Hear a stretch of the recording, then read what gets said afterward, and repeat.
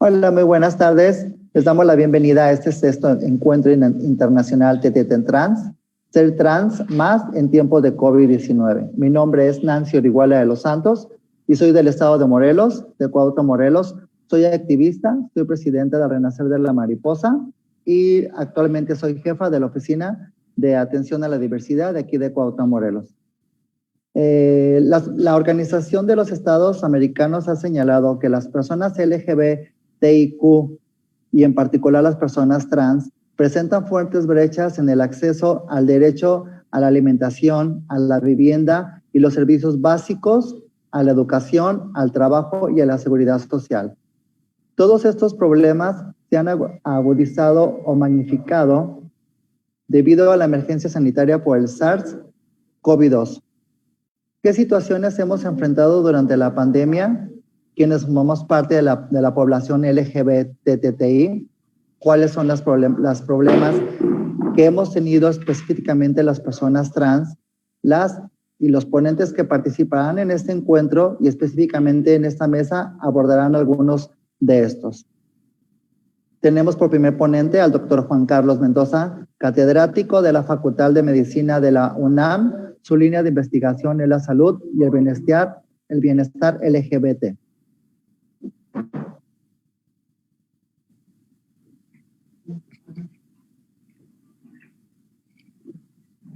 Hola, bueno, primero agradezco la invitación a este encuentro internacional y quisiera iniciar de lleno, para no tomar tanto tiempo. Quisiera contarles de una investigación que realizamos en el contexto de pandemia. Voy a compartir pantalla.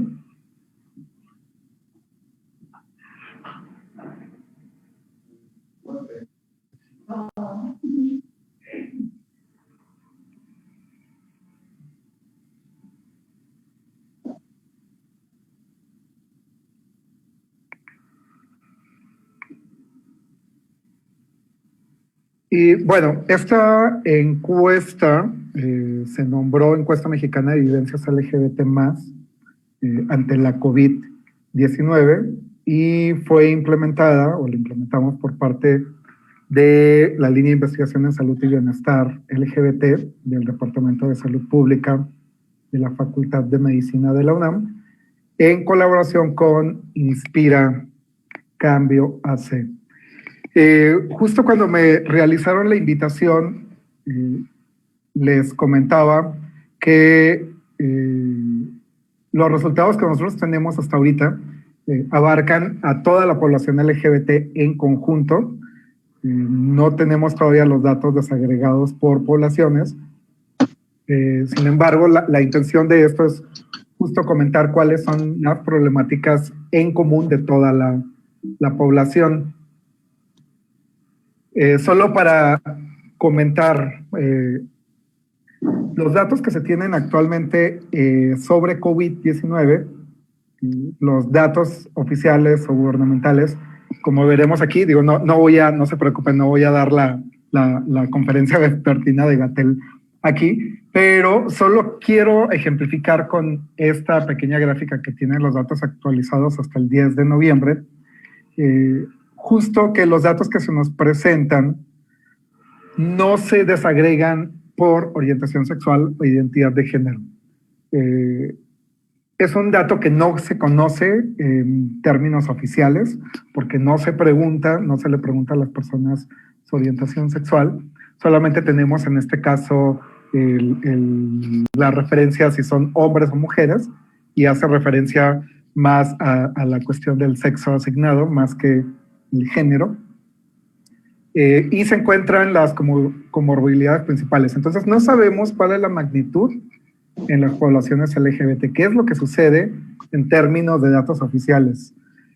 Por eso nos dimos a la tarea de realizar esta investigación para saber qué estaba sucediendo en términos de COVID-19 en México, sobre todo en contextos de pandemia, de aislamiento, perdón. Es sabido, digo, estamos descubriendo tampoco el hilo negro, en términos de que previo a la pandemia o a la contingencia o emergencia sanitaria, ya las poblaciones LGBT vivíamos o presentábamos un contexto o una situación de vulnerabilidad. La discriminación que se experimenta por causa de la orientación sexual o la identidad de género originaba ya desigualdades sociales en las poblaciones LGBT. Pero ¿qué pasa con la COVID-19? Muchas de las veces la gente piensa que nos queremos victimizar y decir, ay, es que, o sea, no se piensa en extraterrestres, que ustedes son más vulnerables para la COVID-19. No, no es que seamos extraterrestres y no es que el virus ataque por orientación sexual, sino que el contexto en el que se vive o el grupo social al que uno pertenezca va a determinar ciertas implicaciones en torno a la infección. Por ejemplo, la política del quédate en casa, que para muchos es como una oración decir quédate en casa y pareciera que es muy fácil hacerlo. Para algunas personas LGBT implicó, por ejemplo, vivir con los perpetradores de la discriminación. ¿Qué es esto? La mayoría de las encuestas previa a la contingencia mencionan que uno de los principales reproductores de la discriminación hacia las personas LGBT es el contexto familiar. Entonces, pedirte que te quedes en casa podría implicar experimentar con mayor posibilidad violencia por parte de la familia. La falta de apoyo social también es otro punto que podríamos retomar. ¿Por qué? Porque estás en tu casa, no puedes tener como estas redes de apoyo, como pueden ser asociaciones civiles, como puede ser tu trabajo, incluso salir de este espacio puede generar apoyo social. También espacios de resiliencia, donde uno puede convivir, donde uno puede externar. Hay personas que, por ejemplo, están en el closet y realmente pueden ser ellos mismos fuera de su casa. Entonces, estos espacios de resiliencia se acotaron con esta política de quédate en casa. Ojo, con esto no quiero decir que esto estuvo mal. De hecho, era necesario y es necesario todavía mantener el aislamiento social, pero lo que quiero dejar en claro es justo lo que implica para otras poblaciones y lo que puede hacer incrementar la posibilidad no de adquirir la COVID-19 o el SARS-CoV-2, que es el virus que causa la COVID-19, sino complicar la situación de las personas más de lo que ya estaba previo a la pandemia. Esta encuesta es una encuesta electrónica. Es muy importante decir que en este contexto de COVID no se pueden hacer, o no es lo ideal, digo, sí se pueden hacer, pero no es lo ideal hacer encuestas presenciales. Por lo tanto, fue una encuesta electrónica con participación nacional. Participaron personas de toda la República. Tiene la autorización del Comité de Ética de la Facultad de Medicina de la UNAM.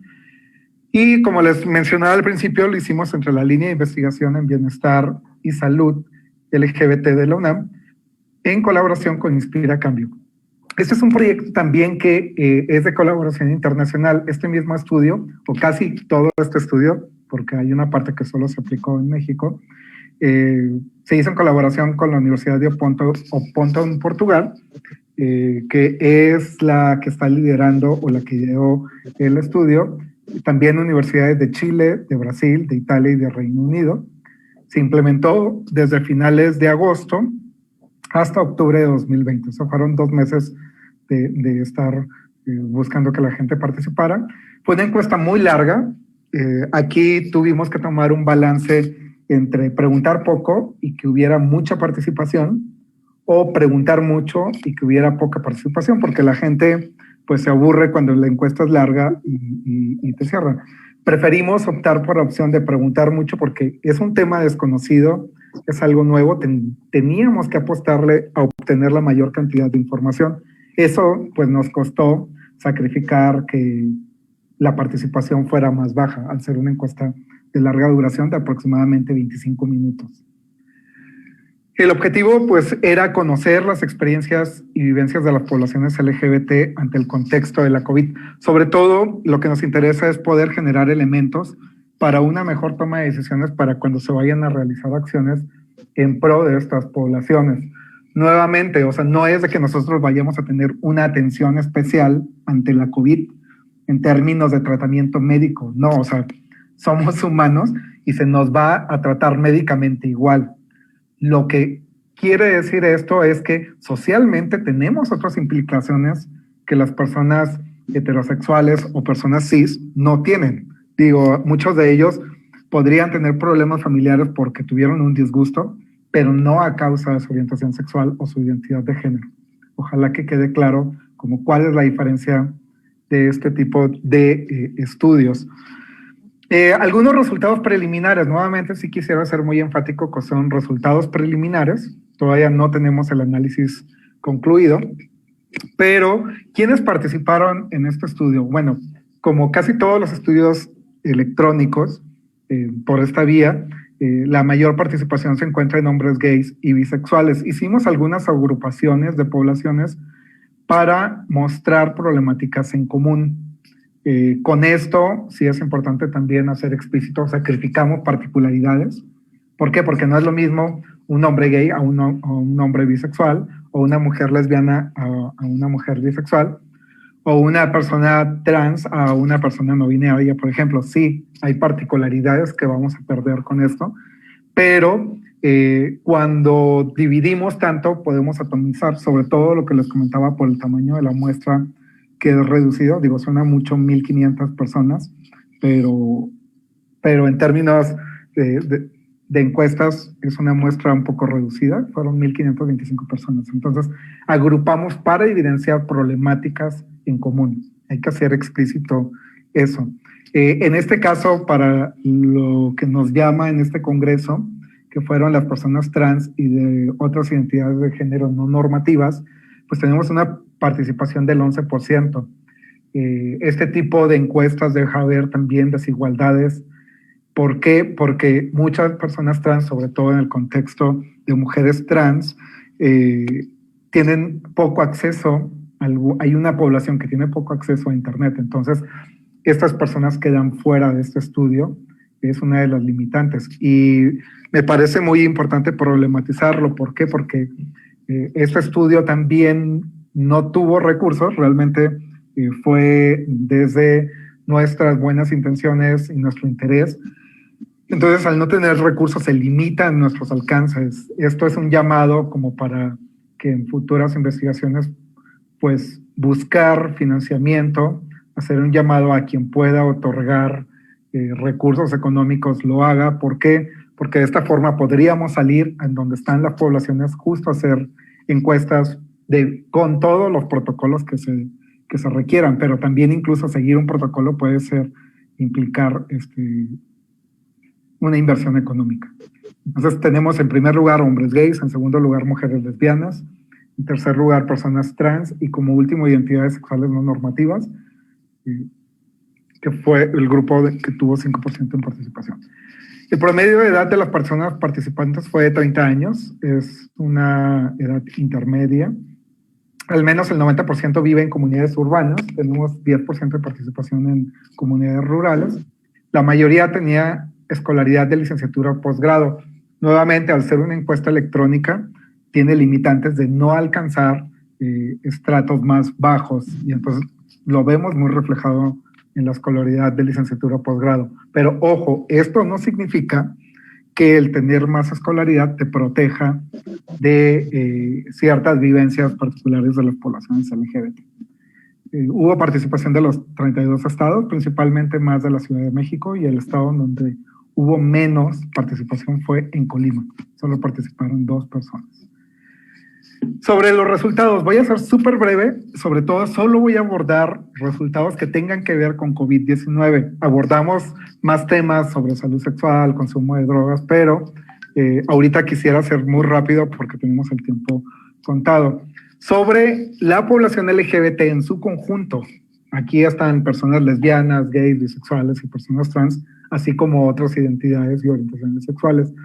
11.5% tuvo una afectación laboral por la pandemia. Esto es muy importante porque si previo a la pandemia teníamos ya algunas dificultades en torno a lo laboral como población LGBT, con la pandemia se agudizó aún más, al menos 11.5% tuvo dificultades en lo laboral.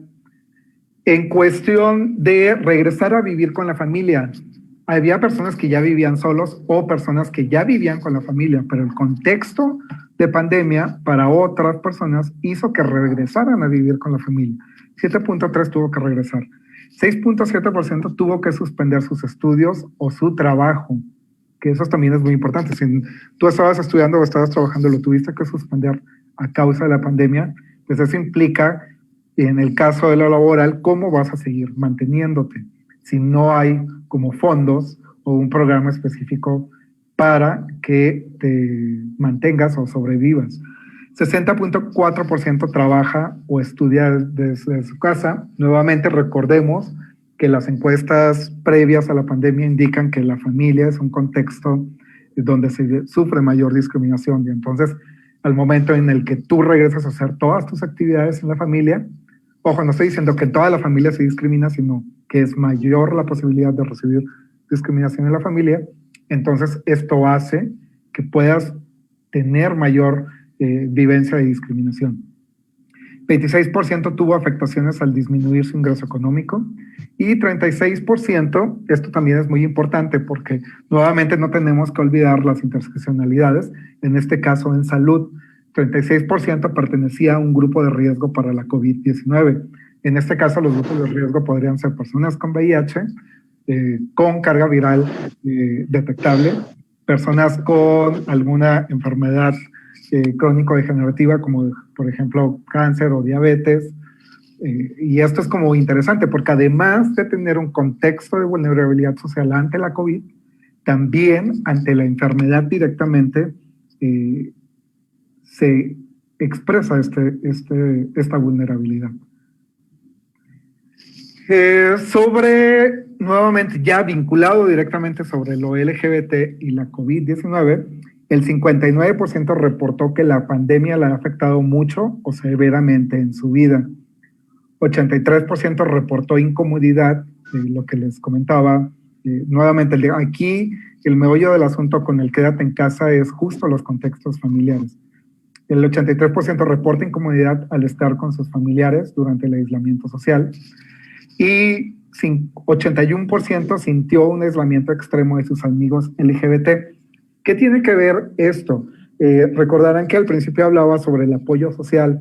Muchas de las personas tienen un respaldo, un apoyo justo con sus pares, con las personas LGBT. Al estar aisladas de sus amistades, el apoyo social, las formas de afrontamiento o las estrategias de afrontamiento ante situaciones adversas pueden verse disminuidas. 59% se siente sofocado o sofocada por no poder expresar su identidad LGBT con su familia. Nuevamente es regresar a un closet. 9% recibió agresiones verbales por motivos de su orientación sexual o identidad de género. Ojo, aquí estamos preguntando agresiones verbales que son explícitas. Habría que indagar posteriormente si hay otro tipo de microagresiones que no son tan sutiles. ¿Por qué? Porque llama la atención que al menos el 83% se considera está incómodo al estar con su familia, pero solamente 9% reporta agresiones verbales. Eso es como un poco curioso, contrastante. Ya para finalizar, algunas recomendaciones. Es justo que la respuesta estatal y social, porque también esto no solamente la respuesta debe ser gubernamental, sino también lo que hacemos nosotros como comunidad, como sociedad, tendría que estar encaminada a generar o fortalecer acciones que promuevan entornos familiares. Esto se ha venido diciendo con otras investigaciones que hemos realizado. Aquí lo difícil es cómo el Estado entra dentro de las familias, cómo hasta cierto punto tendríamos que trabajar en un núcleo familiar. El Estado no tiene injerencia directamente en obligar, por ejemplo, a una mamá o a un papá a que acepte a su hijo o a su hija trans o lesbiana o gay.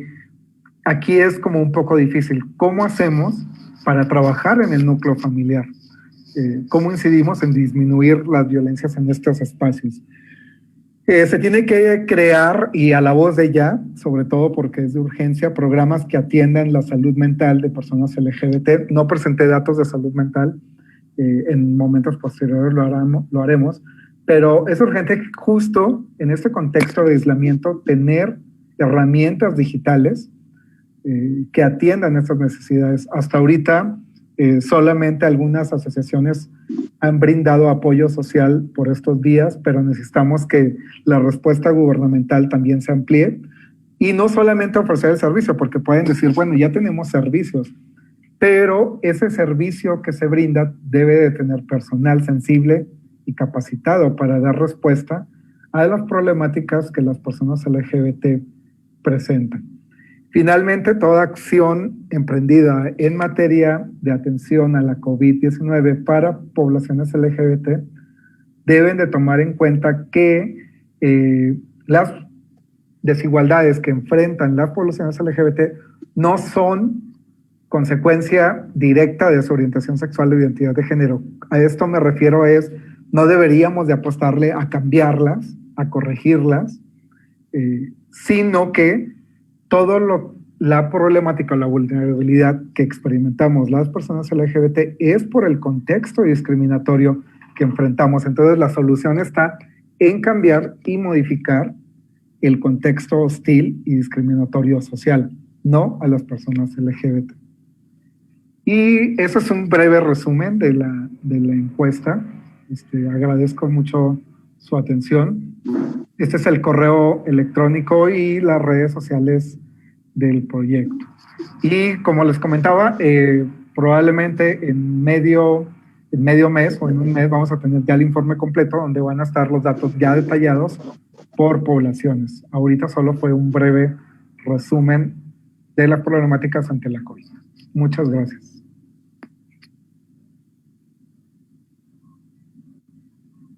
Pues agradecemos la participación del doctor Juan Carlos Mendoza, por cuestiones de la encuesta mexicana de vivencias LGTBI ante el COVID-19. Ahora recibamos a Juliana Salamanca. Ella es activista colombiana de la red comunitaria trans y el tema es programas Pico y género.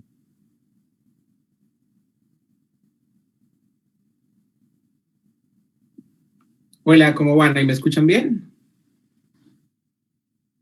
Sí, mi querida Juliana. Bueno, muchas gracias por la invitación a este espacio. Yo creo que hay que empezar hablando que el COVID lo que está haciendo es visibilizando la situación histórica de exclusión, de barrera de acceso y de discriminación a la cual históricamente nos hemos enfrentado las personas trans.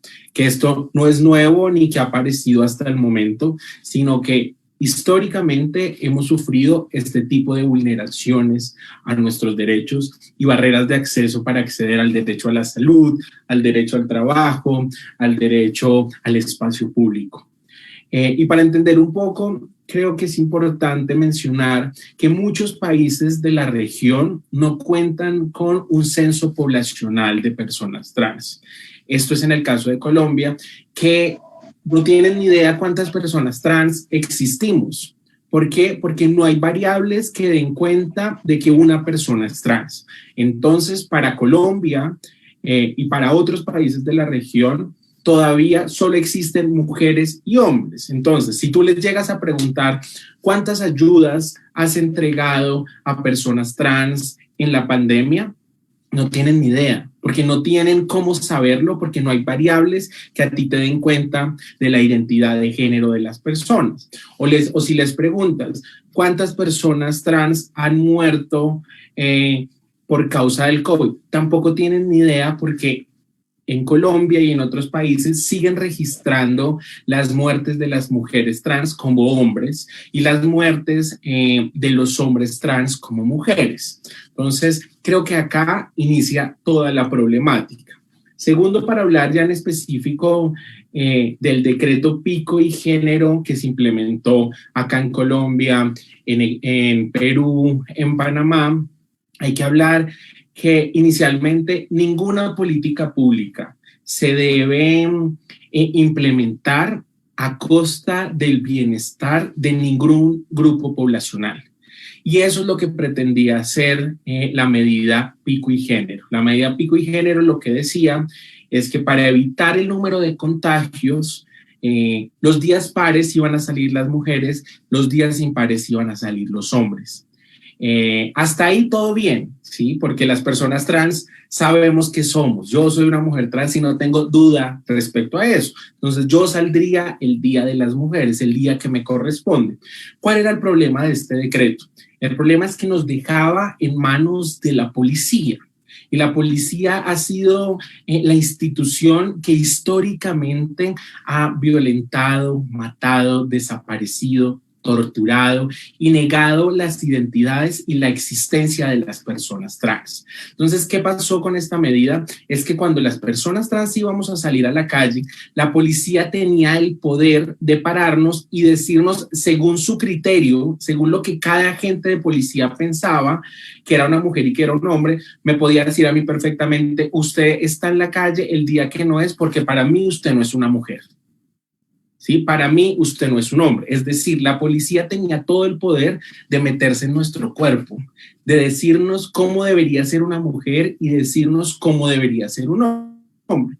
Al igual que en los supermercados y en los sitios de abastecimiento. ¿Qué pasaba cuando llegábamos a los sitios de abastecimiento? Muchos de los lugares nos decían, no, usted para mí no es una mujer, no puede entrar. Entonces nos negaban el ingreso. ¿Qué fue lo que pasó acá en Colombia? En Colombia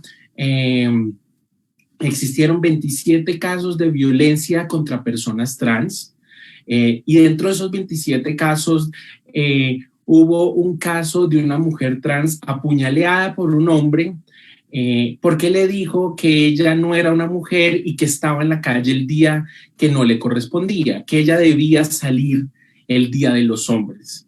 Primero, esta medida era inconstitucional acá en Colombia, porque la Corte Constitucional ha sido muy clara que la casilla sexo ha sido una casilla que históricamente se ha utilizado para excluir y discriminar. ¿Esto qué quiere decir? Que si uno pasaba esta norma, este decreto, por un test de igualdad, esta norma se rajaba. Esta norma claramente era una norma que discriminaba, que excluía y además que ponía en riesgo a una población históricamente violentada y vulnerada. Acá en Colombia, en Panamá, en Perú, los índices de violencia policial contra personas trans son muy altos y son tan altos que hoy en día siguen en total impunidad. Por eso las organizaciones trans, cuando se emitió este decreto, salimos con toda una línea jurisprudencial a explicarles por qué nos ponía en riesgo. Además, que esta norma no cumplía su fin constitucional, el cual era reducir los posibles contagios y reducir el contacto entre personas. ¿Por qué no lo cumplía? Porque en Colombia y en muchos países de Latinoamérica, la distribución de las tareas del hogar la distribución de las tareas del hogar caen todas en las mujeres. Es decir, que el día de las mujeres, el día que debían salir las mujeres a hacer mercado y a hacer estas vueltas, pues los supermercados iban a estar rellenos, porque a las mujeres es las que les dejamos todas las tareas del hogar. Estamos en una sociedad machista. Entonces, ¿qué se veía en las calles? Que las mujeres habían filas larguísimas en los supermercados y esto generaba que las mujeres estuvieran en mayor riesgo de contagio. Y segundo, los policías al hacer la vigilancia de quién estaba en la calle y quién no, estaba teniendo un acercamiento con las personas trans que nos ponían un riesgo de contagio. Es decir, cuando a mí me pedían mi ID y mi cédula, acá ya había una interacción que eso también ponía en riesgo a las personas trans en materia de salud. Segundo, no había evidencia científica que esta medida realmente evitara el número de contagio. Pero lo que sí demostró fue que esta medida lo que hizo fue incrementar, uno, la violencia policial y dos, la violencia en general sobre las personas trans. Porque ahora en redes sociales, en la sociedad en general, la gente hacía chistes y mofaba sobre las identidades trans. Entonces decía, no, eso no es mujer, eso qué cosa es, que salga el día de los Transformers, y empezó a volverse hasta jocoso y se volvió nuestra construcción identitaria un chiste para la sociedad. Nos dejó casos de violencia policial, casos de violencia en supermercados, y yo creo que el movimiento trans y el movimiento feminista ha luchado por mucho tiempo porque nadie se meta en nuestros cuerpos, porque nadie nos diga cómo debemos ser, cómo es una mujer y cómo es ser un hombre. Y este decreto explícitamente nos ponía en riesgo. Le permitía a los otros decidir y decir, según su criterio, quién era hombre y quién era mujer.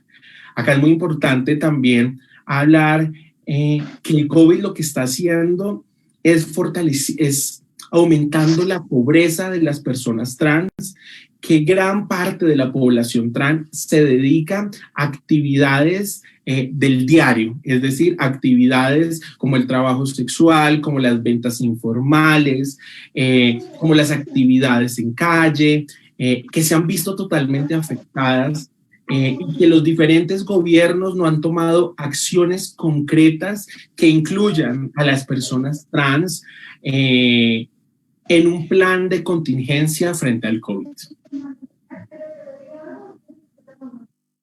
Creo que Lau les va a explicar, ella también es de Colombia, creo que les va a explicar también un poco más de lo que fue la medida pico y género acá en Colombia. Muchísimas gracias, mi queridísima Juliana, por tu participación. Y ahora recibamos a Laura Weisten, que ella es activista colombiana del Grupo Acción y Apoyo de Personas Trans, también igualmente con el programa Pico y Género.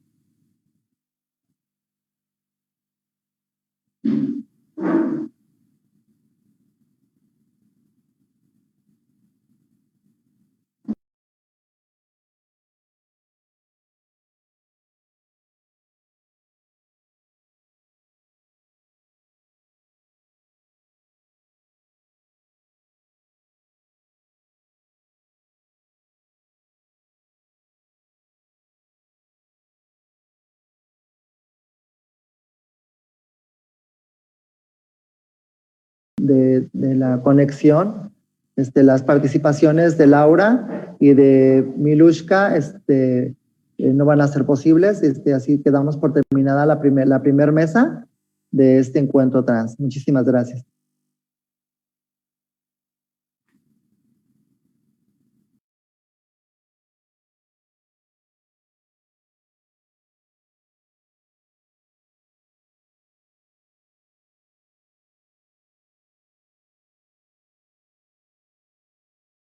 La segunda mesa, esperemos para la segunda mesa, y pues muchísimas gracias, y pues cerramos la transmisión de la primera mesa. Muchísimas gracias.